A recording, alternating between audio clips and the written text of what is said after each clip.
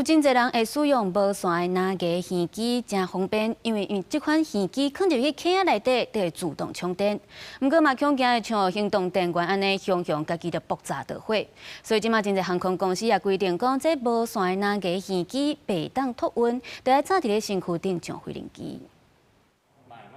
行动电源伫机舱内导火爆炸事件常听到，引起飞安纪律。航空公司禁止托运爱随身查，搁袂当伫飞行期间使用。蓝牙耳机放入充电盒了后，会自动充电，处于待机状态。为着确保飞行安全，中央航空、立营航空、台湾虎航拢禁止蓝牙耳机托运。他有公布就会注意啊，都会带在身上啊。 但是蓝牙耳机第一次听到，我觉得蛮合理的，因为它如果是真的会自己充电的话，就是的确有危险性，它就是锂电池。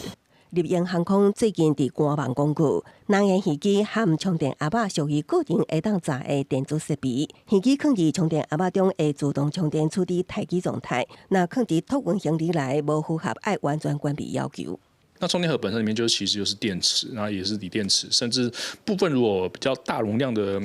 强调电力强的蓝牙耳机，它甚至有时候可以反向帮你当做电源充电。目前航空公司可能就是趋近于比较严格的方式去做限制，这样。那最近已经有发现呢，在日本的航空公司呢已经开始在执行了，而我们台湾的国际航空呢也宣布要跟进，提醒旅客在搭乘飞机的时候要听从 航空公司相关的规定，根据华航官网规范，行动电源甲备用锂电池袂当托运，爱随身查甲妥善包装，并无特别针对蓝牙耳机品项说明。